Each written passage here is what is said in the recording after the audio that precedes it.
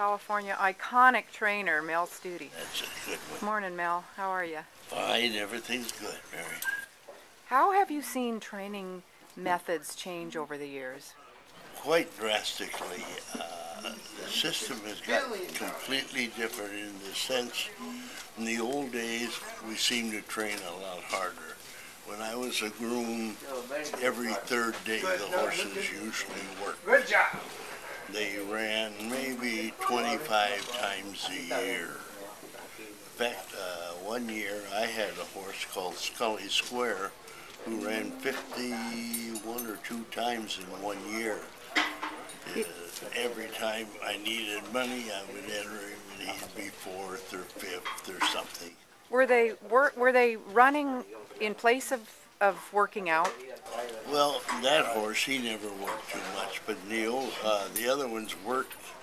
Well, Citation, all those horses, I mean, they would blow out sometimes the morning they ran, and usually the day before, 3/8 of a mile in very fast time. And I don't know why, but they seem to last longer. Why do you suppose we got away from that kind of training? Well, the reason we got away from it, I think it was because of Europe. In the old days, when I was young, we never knew what they were doing in Europe. I remember Longden went over to Europe to ride against their legend who the Queen finally knighted.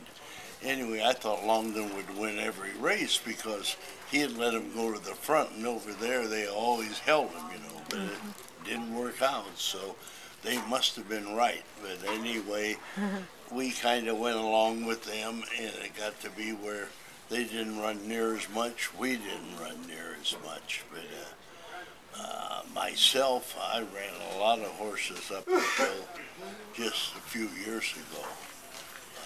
I probably started more horses than any trainer in Southern California over the years because I've been doing it for so many years. This is my 54th or 55th year here at Del Mar. Yeah. And before that, I was at Long Acres and different places. And what about your personal training methods? Have they changed my much? My methods have changed quite a bit. But it all depends on how racing has changed. See, we used to enter 1 day before the races. So you'd blow out that day if you had a problem. Now we're entered 4 or 5 days. We'd never allow that when I started training. I remember Del Mar one year took all the trainers to the Cockatoo, and they wanted us to let them enter 2 days early because the racing form was printed up in Los Angeles. And Whittingham, Proctor, and them wouldn't do it. I mean, we went 1 day early, and that's the way we're going to do it. But now, they seem to get away with what they want now. What are the problems with having to enter so far ahead? The problem there is you don't want to, if you enter 4 days in advance, you blow out 2 days before the race, and your horse has a little bit of a shin or something, well then it's too late. Now if you scratch, we got all these new rules. It's 15, 20 days before you can run a horse. Now I can see their point. They're so nervous and worried about all these horses breaking down, and they're just overdoing it, in my opinion. It's got to where you just got to have your horse damn near perfect before he can run. I told the young lady here, if she was the veterinarian in my day, I would have never had a horse that ever won $1 million.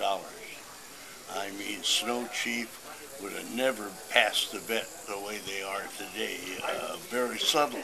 She had one leg that swung way out to the right. She would have never passed the vet. The other filly I had, Real Connection, she made the vets list every time she run, but they would let her off. Hey, speaking of Snow Chief, would you say he was the best horse you trained, or? He won by far the most money of any horse. The best horse I ever owned was the one I was telling you about that I ran 50 times. When Gary was born, I ran him to get him out of the hospital. You Oh, know, it was that many years ago that I had him. If I had a car payment, I ran him, he'd make the car payment. what was his name? His name was Scully Square, named after Boston there, Scully Square. Oh, I yeah. bought him off of Mr. Kerr. A couple of days ago was your 59th wedding anniversary, right? Right. And Annabelle seems to be getting more into the ownership these days, isn't she? Yes, I had a very good friend, Jim Mamikos, who was one of my owners, and a very well-educated man, and he said to me, Mel, when the kids grow up, that's when everybody gets their divorces. He said, because the women all of a sudden, you know, don't have nothing to do, and everything you do gets on their nerves. Yeah. So I decided that's when I put her into the horse owner, so she become the owner of all the horses.